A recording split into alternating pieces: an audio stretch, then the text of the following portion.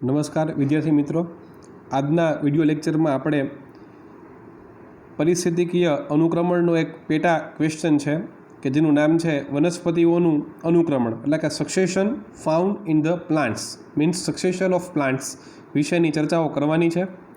ફરી તમને યાદ કરાવી દઉં કે છેલ્લા આપણે ઇકોલોજીકલ સક્સેશન એટલે કે પરિસ્થિતિકીય અનુક્રમણ વિશેની વાત કરેલી છે. એનો બોધ બરાબર છે, એટલે કે આ પ્રશ્નનો નિચોડ એનો સાર એવો કહે છે કે કોઈપણ નિવસન તંત્રમાં સતત ને સતત પરિવર્તન થાય છે. એ પરિવર્તન કોના કારણે થાય? તો કે પરિવર્તન છે તે તેના આસપાસના પર્યાવરણને કારણે થાય. આ પરિવર્તનના અંતે એક એવો સમાજ બને કે તે પર્યાવરણ સાથે ખૂબ જ સમાંતર ધરાવે છે, મતલબ કે સમાનતા ધરાવે છે, અને તેને તમે ચરમ સમાજ કહી શકો. ત્યારબાદ તમે એવું કીધેલું છે કે સક્સેશન બે પ્રકારના હોય, અનુક્રમણ બે પ્રકારના હોય. પહેલાં થાય એ પ્રાથમિક, પછી થાય એ દ્વિતીયક.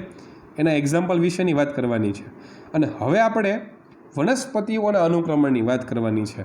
મતલબ કે વનસ્પતિ છે એ કોઈ સ્થાનમાંથી કેમ ઉગે અથવા તો તેમાં શું ફેરફાર થઈ શકે તેની વાત છે. જો આમાં પ્રાણીઓની કંઈ વાત નહીં આવે, ખાલી વનસ્પતિઓના અનુક્રમણની વાત આવશે. અને છેલ્લે ઓલો એક તમને ક્વેશ્ચન હોમવર્કમાં આપ્યો હતો, બરાબર છે, પિરામિડવાળો, એ તમને હું આ વિડિયો લેક્ચરમાં તમને છેલ્લે કહીશ કે એનો આન્સર શું આવે. ચાલો હવે આપણે આ ઇઝી લેંગ્વેજ નોટ્સ તરફ જશું. ટાઇટલ છે વનસ્પતિઓનું અનુક્રમણ. આ 2 માર્કમાં પૂછાવાની શક્યતા, બરાબર, 2 માર્કના ક્વેશ્ચનમાં IMPમાં ટીક કરી લેવું. ચાલો, પોઈન્ટ નંબર 1, કોઈપણ વનસ્પતિ એટલે કે પ્લાન્ટ્સ એ પોતાના આવાસ, વસવાટ, નિવાસસ્થાનો, હેબિટેટમાં વિવિધતા ધરાવે. એટલે તમે કહી શકો કે આ પૃથ્વી ઉપર ઘણી બધી જાતિઓની વનસ્પતિ છે, અને બધી જ વનસ્પતિ છે એ અલગ અલગ જગ્યાએ જોવા મળે. અલગ અલગ જગ્યા એટલે કે અલગ અલગ રહેઠાણ, અલગ અલગ નિવાસસ્થાન. હવે આપણે આ ક્વેશ્ચનમાં વનસ્પતિના 2 પ્રકારના કુદરતી નિવાસસ્થાન વિશેની વાત કરવાની. એટલે પોઈન્ટ નંબર 2માં જો લખ્યું છે કે 2 પ્રકારના કુદરતી નિવાસસ્થાન. એક શબ્દ છે જલ આરંભી અને બીજો શબ્દ છે શુષ્ક આરંભી. જલ આરંભીને કહેવાય હાઇડ્રાર્ચ અને શુષ્ક આરંભીને કહેવાય ક્ષેરાર્ચ. એટલે જલ આરંભી ને શુષ્ક, હવે તમને શબ્દ ઉપરથી અર્થ ખબર પડી ગઈ હશે કે જલ મતલબ આ પાણીની વાત કરે છે, શુષ્ક એટલે કંઈક આ સૂકી જમીનની વાત કરે છે. જલ આરંભી નિવાસસ્થાન કોને કહેવાય? ખૂબ જ ભીના પાણીવાળો વિસ્તાર, એટલે ખૂબ જ ભીનો છે, પાણીથી તરબોળ, જળથી તરબોળ એવો વિસ્તાર હોય તો એને કહેવાય જલ આરંભી નિવાસસ્થાન. શુષ્ક આરંભી કોને કહેવાય? ખૂબ જ શુષ્ક વિસ્તાર, એટલે કે પાણી નથી, ભેજનું પ્રમાણ નથી, એવા સૂકા વિસ્તારને તમે શું કહી શકો? તમે તેને કહી શકો શુષ્ક આરંભી વિસ્તાર. આ 2 પ્રકારના વિસ્તાર થઈ ગયા. ચાલો હવે આપણે સીધા જઈએ છીએ ક્યાં? સીધા અનુક્રમણ વિશેની વાત કરીએ. હવે વનસ્પતિમાં 2 પ્રકારના અનુક્રમણ જોવા મળે. કેટલા પ્રકારના? 2 પ્રકારના. પહેલું છે જલ આરંભી અનુક્રમણ અને બીજું છે શુષ્ક આરંભી અનુક્રમણ. મતલબ કે hydrarch type of succession as well as xerarch type of succession. જલ આરંભી અનુક્રમણ અને શુષ્ક આરંભી અનુક્રમણ એ નામ કેમ પડ્યા? તો કે એની શરૂઆત ક્યાંથી થાય છે ને એના ઉપરથી. જોજો, જલ આરંભીમાં જોવો પહેલો મુદ્દો, આ પ્રકારના અનુક્રમણની શરૂઆત જલમગ્ન વિસ્તારોમાંથી થાય. મતલબ કે ખરેખર ફેરફાર થવાની પ્રક્રિયા એ જલમગ્ન એટલે પાણીથી તરબોળ વિસ્તાર હોય એવા વિસ્તારમાં થાય. જ્યારે શુષ્ક આરંભી અનુક્રમણની શરૂઆત ક્યાંથી થાય? શુષ્ક વિસ્તારોમાંથી થાય. ચાલો હવે જલ આરંભીમાં જોવો જઈએ, એનો અંત ક્યાં થાય? અંતમાં જો લખ્યું છે કે મધ્યમ જલ પરિસ્થિતિમાં, મતલબ કે મેઝિક એટલે કે મીડિયમ પાણી હોય ને ત્યાં એનો અંત થાય. ચલો, શુષ્ક આરંભીનો પણ અંત ક્યાં થાય? લખ્યું છે એમાં મધ્યમ જલ પરિસ્થિતિમાં, એટલે કે મીડિયમ પાણીમાં. જો આ 2 જે અનુક્રમણ છે ને એમાં એક સમાનતા છે ને એક અલગપણું છે. જલ આરંભી અને શુષ્ક આરંભીમાં સમાનતા શું? તો કે સમાનતા એ છે કે ગમે તે હોય, જલ આરંભી કે શુષ્ક આરંભી, એટલે કે તે જલમગ્ન વિસ્તારમાંથી શરૂ થાય કે શુષ્ક વિસ્તારમાંથી શરૂ થાય, એનો અંત ક્યાં થાય? મધ્યમ જલ પરિસ્થિતિમાંથી થાય. અલગપણું શું છે? તો કે જલ આરંભીની શરૂઆત જલમગ્નમાં, શુષ્ક આરંભીની શરૂઆત તો કે શુષ્ક વિસ્તારોમાંથી. પણ બેનો અંત ક્યાં થાય? મધ્યમ જલ પરિસ્થિતિમાં જ એનો અંત થશે. યાદ રાખવું. મતલબ કે આનો મિનિંગ આવો થયો ને, કોઈ પણ અનુક્રમણ હોય, પછી તે જલ આરંભી હોય કે શુષ્ક આરંભી, તેનો અંત ક્યાં થાય? મધ્યમ જલ પરિસ્થિતિમાં, મતલબ કે મેઝિક ટાઈપ ઓફ કન્ડિશનમાં થાય. એનો અંત ક્યાં થાય? મધ્યમ જલ પરિસ્થિતિમાં. હવે કેવું ન થાય સમજો. જલ આરંભીનો અંત શુષ્ક આરંભીમાં ન થાય ને શુષ્ક આરંભીનો અંત જલ આરંભીમાં ન થાય. જો લખ્યું છે નીચે કે તેનો અંત અતિશય શુષ્ક, જીર્ણ એટલે કે મરી ગયેલા તથા ખૂબ જ ભેજમય એટલે કે જલમગ્ન વિસ્તારમાં ન થાય. એટલે આ પેલા 4 પોઈન્ટ છે ને એ જબરા છે, જબરદસ્ત એટલે 4 પોઈન્ટ છે. ચાલો સમજો. પોઈન્ટ નંબર 1, વનસ્પતિનું નિવાસસ્થાનમાં વિવિધતા આવડે. પોઈન્ટ નંબર 2, કુદરતી નિવાસસ્થાન 2 પ્રકારના, ખૂબ જ ભીના હોય પાણીવાળા વિસ્તાર તો જલ આરંભી, શુષ્ક હોય તો શુષ્ક આરંભી આવડે. પોઈન્ટ નંબર 3, શરૂઆત જલમગ્ન વિસ્તાર તો જલ આરંભી, પછી શરૂઆત શુષ્ક વિસ્તાર તો શુષ્ક આરંભી. શરૂઆત ગમે ત્યાંથી પણ અંત ક્યાં થાય? મધ્યમ જલ વિસ્તારમાં. એટલે 4 મુદ્દા કંઈક આવું તમને કહી ગયા. જો પેલો પેરેગ્રાફ. વનસ્પતિઓનું અનુક્રમણ, નૈસર્ગિક નિવાસસ્થાનો આવાસની પ્રકૃતિ પર આધારિત છે. પાણીમાં હોય કે શુષ્ક વિસ્તારમાં હોય પણ તેનું અનુક્રમે જલ આરંભી અને શુષ્ક આરંભી કહેવાય. જલ આરંભીની શરૂઆત ખૂબ જ જલમગ્ન વિસ્તારોમાંથી થાય અને અનુક્રમિત શ્રેણી એટલે કે થોડા ક્રમશઃ ફેરફાર પછી જલીયમાંથી સંક્રમિત મતલબ કે ચેન્જ, ફેરફાર, સંક્રમિત મધ્યમ જલ પરિસ્થિતિઓ તરફ આગળ વધે. એનાથી ઓપોઝિટ, એનાથી વિરુદ્ધ શુષ્ક આરંભી અનુક્રમણ શુષ્ક વિસ્તારમાં થાય તથા તે અનુક્રમિત શ્રેણી જીર્ણતામાંથી સંક્રમિત મધ્યમ જલ પરિસ્થિતિમાં થાય. આપણે આગળ વાત કરી ગયા એ જ છે. આમ જલ આરંભી અને શુષ્ક આરંભી બંને અનુક્રમણો એ છેલ્લે ક્યાં તો કે મધ્યમ જલ પરિસ્થિતિ મેઝેઇક કન્ડિશન તરફ દોરાય, નહીં કે અતિશય શુષ્ક કે અતિશય ભેજમય પરિસ્થિતિ તરફ. આ વ્યાખ્યા ખાસ યાદ રાખવી. ચાલો હવે એક સરસ વ્યાખ્યા આવે છે. હવે એમ કહે છે કે સ્થાપક જાતિ, પાયાની જાતિ, પાયોનિયર સ્પીસીસ. પહેલાં તો ટીક કરી નાખું, એક માર્કમાં મોસ્ટ ટાઈમ પી. સ્થાપક જાતિ, પાયાની જાતિ, પાયોનિયર સ્પીસીસ કોને કહેવાય? આમાં એવું કહે છે ખુલ્લા વિસ્તારમાં અનુક્રમિત થતી જાતિ. પણ એનો મિનિંગ હું આમ બોલું છું કે જ્યારે અનુક્રમણની શરૂઆત થાય, આ અનુક્રમણની શરૂઆતમાં જોવા મળતી પહેલી જાતિ એને શું કહેવાય? Pioneer species. જો હું આમ બોલું છું, તમે અનુક્રમણને ક્રિકેટનો મેચ કહો છો તો પાયોનિયર સ્પીસીસ એનું ઓપનિંગ બેટ્સમેન છે. જેમ કે ફોર એક્ઝામ્પલ કે ભાઈ ક્રિકેટ હોય તો વિરેન્દ્ર સહેવાગ ઓપનિંગ કરવા જાય તો એને ઓપનર કહેવાય. અને આ સક્સેશન મતલબ કે અનુક્રમણ છે એમાં જે જાતિ પહેલી બને એને શું કહેવાની? પાયોનિયર સ્પીસીસ એટલે કે પાયાની જાતિ. આપણે કહીએ ને કે ભાઈ આ છે તે પાયાનો પથ્થર છે, એમ આ પાયાની જાતિ કહેવાય. ચાલો ફોર એક્ઝામ્પલ, આ એક્ઝામ્પલ પણ ઇમ્પોર્ટન્ટ. હવે આપણે છે ને એક પ્રાથમિક અનુક્રમણની વાત કરીએ છીએ. આ અનુક્રમણ ખડકોનું છે. કોનું છે? લખી નાખો શબ્દ અનુક્રમણ છે તે ખડકોનું છે. ખડકો મતલબ કે શુષ્ક વિસ્તાર થઈ ગયો ને. ચાલો એમાં પાયોનિયર સ્પીસીસ કોણ છે? તો પાયોનિયર સ્પીસીસ છે તેમાં લાઇકેન.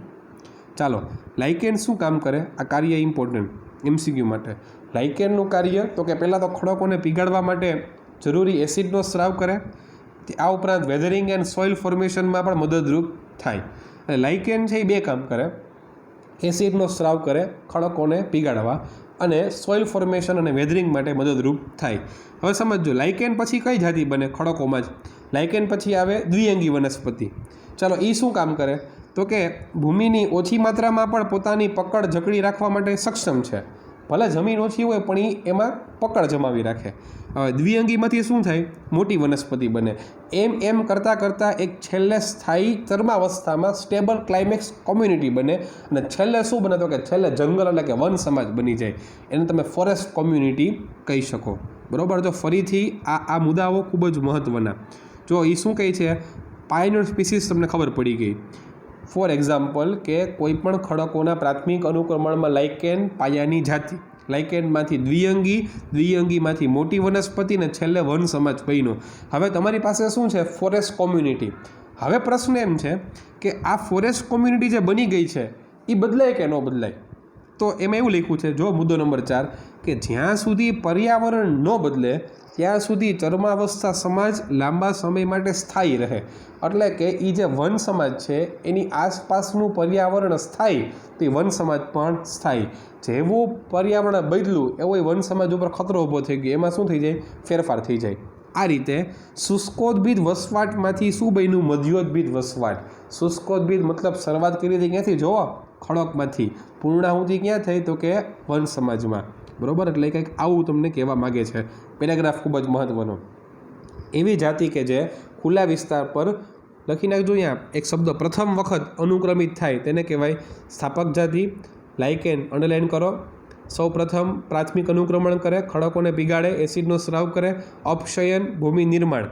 પછી દ્વિઅંગી ભૂમિને ઓછી માત્રામાં પણ પોતાની પકડ જકડી રાખવા સક્ષમ. ત્યારબાદ છેલ્લે મોટી વનસ્પતિ, છેલ્લે વન સમાજ. જોવો પછીનો મુદ્દો, જ્યાં સુધી પર્યાવરણ ન બદલાય ત્યાં સુધી તે ચરમાવસ્થા સમાજ લાંબા સમય માટે સ્થિર રહે. સમયની સાથે શુષ્કોદ્ભિદ વસવાટ કેમાં બની ગયો? મધ્યોદ્ભિદમાં કન્વર્ટ થઈ ગયો. બરાબર. હવે છે ને આ એક એવું એક્ઝામ્પલ છે. જો આ એક્ઝામ્પલની ડાયાગ્રામ છે ને એ આ છે. તમે ખાલી એનું નામ ખાલી વાંચો પહેલાં. અત્યારે એ શું કહે છે તો કે પ્રાથમિક અનુક્રમણનું રેખાંકિત નિરૂપણ. હવે આમાં 1, 2, 3, 4, 5, 6 અને 7 મતલબ તમે શરૂઆત ક્યાંથી કરો છો? જો શરૂઆતમાં તમને પાણી દેખાય જ કે નહીં, મતલબ કે આ જલોદભિદ પ્રકારનો વસવાટ છે. છેલ્લે શું બને છે? છેલ્લે જો જંગલ, મતલબ કે એ મેઝિક, મતલબ કે મધ્યોદ્ભિદ પ્રકારનો વસવાટ બને છે. એટલે એ એની વાત કરે છે, એ તમારા મગજમાં રાખજો. ચાલો હવે આપણે જો કોઈ પણ પાણીના પ્રાથમિક અનુક્રમણની વાત કરીએ તો તેમાં પાયાની જાતિ કોણ છે? તો કે વનસ્પતિ પ્લવકો એટલે કે ફાઇટોપ્લેન્ક્ટન્સ. અંડરલાઇન કરો, 1 માર્કનો ક્વેશ્ચન. જો આમાં ખડકોમાં કોણ હતું? લાઇકેન. પાણીમાં કોણ છે? વનસ્પતિ પ્લવકો. સમય જતાં જોજો હવે ખાલી નામ આવશો. સમય જતાં બદલાવ થાય. વનસ્પતિ પ્લવકોમાંથી મૂળધારી નિમજ્જિત વનસ્પતિ બને. પછી તરી શકે તેવી મુક્ત રીતે તરતી વનસ્પતિ. પછી મૂળ ધરાવતી આવૃતબીજધારી બને. પછી નરકુલ અવસ્થા, હમણાં એનો ફોટો જોશું આપણે. નરકુલ અવસ્થા, ઘાસમય ભીની જમીન. પછી ઝાડી ઝાખરા અને છેલ્લે કોણ બની જાય? છેલ્લે બની જાય વૃક્ષો, ફોરેસ્ટ એટલે કે જંગલ. એ છેલ્લે બનીને શું કહેવાય? ક્લાઇમેક્સ કોમ્યુનિટી, મતલબ કે ચરમાવસ્થા સમુદાય. સમય જતાં જળ સંગ્રહ સ્થાન એ કેમાં બની ગયું? સ્થળજ નિવસન તંત્રમાં પરિવર્તન પામી ગયું. ચાલો હવે એમાં લખ્યું છે કે આકૃતિ જુઓ. આકૃતિમાં પહેલો મુદ્દો જુઓ, વનસ્પતિ પ્લવક. પછી એમાંથી શું બન્યું? તો કે નિમગ્ન વનસ્પતિ. જો નિમગ્ન વનસ્પતિ તરી અંદર હોય, તરતી હોય તેવીની અંદર છે વનસ્પતિ. પછી જુઓ નિમગ્ન તથા મુક્ત રીતે વનસ્પતિ અવસ્થા. પછી આવી વનસ્પતિ બની. પછી એમાંથી અનુપભૂમિ અવસ્થા એટલે નરકુલ અવસ્થા. ઘાસમય ભીની જમીન એટલે કે ઘાસના મેદાનની અવસ્થા બની. પછી ઝાડી ઝાખરામય અવસ્થા અને છેલ્લે શું બન્યું? જંગલ બની ગયું. બરાબર. હવે આ ડાયાગ્રામ છે ને એ એક્ઝામમાં જો આ પ્રશ્ન પૂછાય તો તમારે ડાયાગ્રામ નથી ડ્રો કરવાની, પણ એના બદલે તમારે શું લખવાનું? તો કે તમારે જે ખાલી નામ લખ્યા જ ને, એ વનસ્પતિ પ્લવક, બી નિમગ્ન અવસ્થા, સી નિમગ્ન મુક્ત તરતી વનસ્પતિ અવસ્થા, ડીમાં નરકુલ અવસ્થા, ઈમાં ઘાસમય ભીની જમીન મેદાનની અવસ્થા, પછી એફમાં ઝાડી ઝાખરામય અને છેલ્લે જીમાં જંગલ. તમારે એ રીતે ખાલી લખી નાખવાનું છે. બરાબર. ચાલો આનું પ્રાથમિક અનુક્રમણ પૂરું. હવે આમાં જો દ્વિતીય અનુક્રમણ થાય તો શું થાય? તો કે દ્વિતીય અનુક્રમણમાં જાતિનું આક્રમણ થઈ શકે, એટલે કોઈ બહારથી જાતિ બીજી એટેક કરી શકે. ભૂમિની કન્ડિશન જોવાની હોય, પાણીની ઉપલબ્ધિ જોવાની હોય, પર્યાવરણ સાથે તથા બીજ કે તેમાં રહેલા પ્રાંકુરોમાં થતો ફેરફાર જોવાનો હોય. હવે જો આ મુદ્દો નંબર 2 મહત્વનો. જો પહેલેથી ભૂમિ હાજર હોય ને તો અનુક્રમણનો દર ઝડપી થાય. જે આપણે આ બોલી રહ્યા છીએ કે અનુક્રમણ છે ને એ ભૂમિ હોય તો જ શક્ય છે. એટલે લખ્યું છે કે પહેલેથી જ જમીન હાજર હોય તો અનુક્રમણનો દર કેવો છે? ઝડપી છે. મતલબ ફટાફટ ચરમાવસ્થા સુધી પહોંચી શકે. એટલે એવું નથી કે પ્રાથમિક અનુક્રમણ થઈ ગયા પછી તરત ચરમાવસ્થા આવી જાય. પ્રાથમિક અનુક્રમણ થાય પછી આવા ફેરફારોના કારણે દ્વિતીયક અનુક્રમણ થાય અને પછી પણ ચરમાવસ્થા આવી શકે. હાલો હવે આપણે પહેલાં પ્રાથમિક અનુક્રમણના પેરેગ્રાફની વાત કરી લઈએ. પાણીમાં પ્રાથમિક અનુક્રમણમાં નાના વનસ્પતિ પ્લવકો, પાયાની જાતિ એ ટીક કરી નાખો. ચાલો પછી ખાલી નામ જ છે એ તમે અંડરલાઇન કરી નાખજો. મૂળધારી નિવજિત વનસ્પતિઓની બધા નામ છે. હવે આ દ્વિતીયક અનુક્રમણવાળો પેરેગ્રાફ છે ને આપણે છેલ્લે ચર્ચા કરશું. બરાબર. ડાયાગ્રામ થઈ ગઈ. હવે છેલ્લો કોન્સેપ્ટ કે મહત્ત્વની વાત શું કહી છે? મહત્ત્વની વાત ટૂંકમાં આનો કન્ક્લુઝન શું છે? કન્ક્લુઝન છે કે પ્રાથમિક અનુક્રમણ ધીમી પ્રક્રિયા છે અને ચરમાવસ્થા સુધી પહોંચવા માટે કદાચ હજારો વર્ષો પણ લાગી શકે. જો એ શું કહે છે ખબર છે? કે ચરમાવસ્થા મતલબ એવો સમાજ કે જે પર્યાવરણ સાથે ખૂબ જ સમાંતર હોય. બરાબર છે. એ સમાજ બનતા હજારો વર્ષો પણ લાગી શકે. એટલે વાત નંબર 1. પછી ટૂંકમાં વાત નંબર 1માં શું શીખ્યા? કે પ્રાથમિક અનુક્રમણ બહુ ધીમું. વાત નંબર 2માં શું શીખ્યા? અનુક્રમણ કોઈ પણ હોય, અનુક્રમણ કોઈ પણ હોય એની શરૂઆત પાણીમાંથી થાય કે જમીનમાંથી થાય, પણ એનો અંત ક્યાં થાય તો કે મધ્યમ જલ પરિસ્થિતિમાં થાય. એટલે આ બે મુદ્દા મહત્ત્વની વાત છે. હવે પહેલાં તમને ઓલી વાત કરી દઈએ દ્વિતીય અનુક્રમણની. જો લાસ્ટ પેરેગ્રાફ. દ્વિતીયક અનુક્રમણમાં જાતિનું આક્રમણ, ભૂમિની સ્થિતિ, પાણીની ઉપલબ્ધિ, પર્યાવરણ તથા બીજ કે તેમાં રહેલા અન્ય પ્રાંકુરો પર આધારિત છે. ભૂમિ હોવી જરૂરી છે તો દર ખૂબ જ વધે. જો લાસ્ટ પેરેગ્રાફ કે સમજવા માટે મહત્ત્વનું છે કે અનુક્રમણ ખાસ કરીને પ્રાથમિક હોય એ ખૂબ જ ધીમું હોય કે ઘણી વખત તો ચરમાવસ્થા સુધી પહોંચવા માટે હજારો વર્ષો લાગી શકે.